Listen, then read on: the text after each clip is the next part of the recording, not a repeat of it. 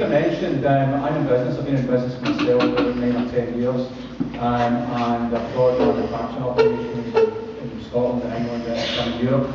And about a year and a half, 2 years ago, when the referendum was announced, I thought it would make sense to have a look at the issues around about it from a business point of view to see how it would affect my business and the wider economy. So I took some time to have a look at the data and the facts that were there, and I looked at it the same way as I would look at a business I was going to buy and invest in. Would it make sense to do that? Scotland PLC, is it something you would want to invest in? And what kind of found surprised me, because I'd obviously had the subtle kind of propaganda, if you like, over the years about Scotland was too poor, too small, couldn't do this, couldn't do that, subsidised by the rest of the UK, etc. But when you actually look at the data, it's obviously quite the opposite. I mean, in terms of too small, there's nearly 200 countries in the United Nations, about half of them are bigger than Scotland, and nearly half of them are smaller than Scotland. And it's the same across Europe, about half the countries in Europe are the same size or smaller than Scotland. So we're not too small, we're typical for a country in this day and age. And we're absolutely not too poor. I mean, outside of London and south east Scotland is the wealthiest part of the UK. And compared to the UK average, we generate more tax per head, significantly so in many years.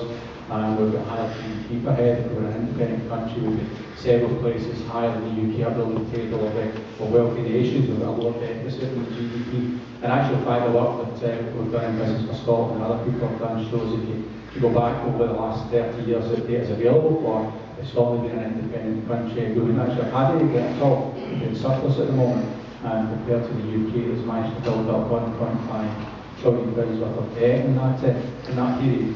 So that was all a bit of a revelation to me. So then I kind of looked at it from a different perspective, which was, if you're, and this is the thing that would change with a lot of people that come and join Business for Scotland, is if you're a business person, if you're an entrepreneur, what you're used to is making your own decisions, standing on your own 2 feet, assessing risks and opportunities, and deciding what's best for you in the business. And that kind of changes, I say, with the whole independence debate, because business people understand the difference between dependence and independence and know which one to favour. So despite what you'll hear, many business people understand that concept and understand how it relates to the independence referendum. There was a couple of things that kind of come up when you look at as well to say that they're kind of potential issues. I mean, one is oil, and we'll talk about a lot of it, and Robin's mentioned that's only a small part of the picture.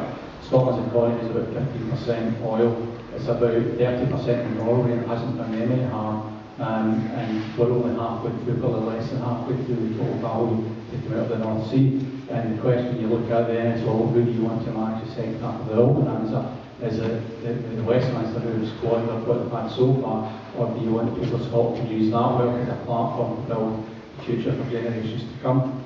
Another kind of thing that was talked about is the banks, and Alistair Darling's tells us we couldn't have afforded to bail out the banks. And the reality of anybody that knows about that and looks at that is banks are bailed out based on where they do business, because that's how you contain the contagion to the economy, not based on where the head office plate is.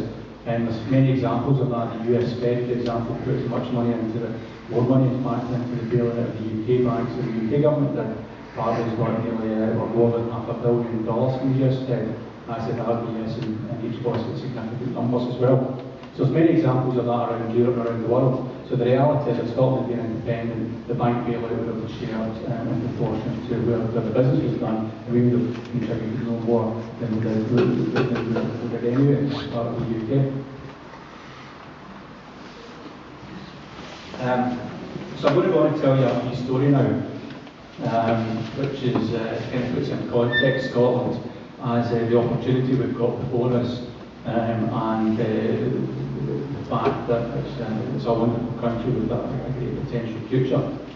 And it's a story about the Prime Minister of Norway who was walking along the pier one day, and he finds the magic lamp. So he picks it up and gives it a rub, and the genie comes out and says, I can give you some wishes if you want to make Norway a better country. And the Prime Minister says, well, we're just about the richest country in the world, we're one of the happiest countries in the world. We've got a very contented population with good indicators on health and all kinds of things. I can't think of anything that would make us better. He says, well, have a think about it. He says, well, Says, okay, well, our economy is quite strong, we've got a lot of oil, we've got a lot of fisheries, but it's a bit kind of concentrated, if you could have some other diversion around about that diversity. Says, if we've got this national drink, for example, called aquavit that nobody's ever heard of, nobody drinks it.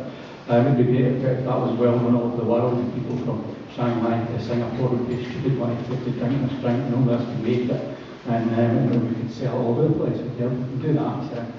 But we speak Norwegian, it's a difficult language and nobody else speaks it. It'd be great if everybody in the world spoke Norwegian and it was a work business language and everywhere we went and just spoke Norwegian, we didn't have to learn another language.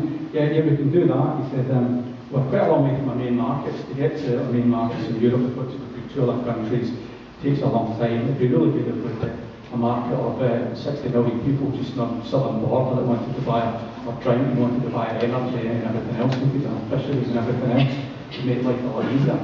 He said it would be our country's huge, it takes forever to get anywhere, the weather's horrible, it's -30 in the winter, we've got snowplows in it 6 months of the year. We're a country that was a quarter the size with the same amount of natural resources, and the weather was a nice kind of temperate weather all the year round. That'd be wonderful. He says, yeah, we can manage that as well. He said, we're quite new to this oil game, we've only been doing it for 30 or 40 years, it'd be good if we had an industrial heritage that went back 150 years and people there were inventors and technology was invented all around the world, and we had a diaspora of tens of millions of people who got an affinity with us as an independent country and are willing to help us on our way.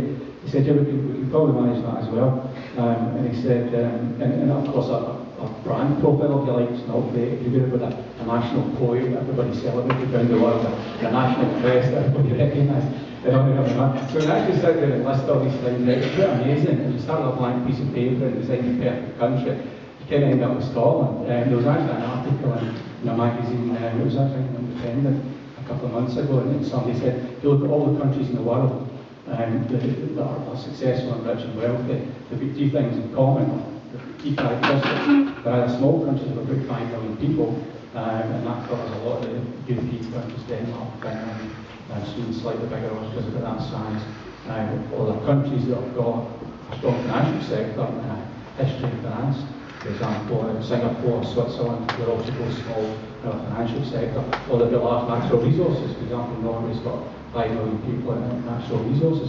Scotland's actually the only country in the world that's got all 3, which is quite amazing when you think about it. So I'll leave you with that thought, and the future's there for us to go and do what we want.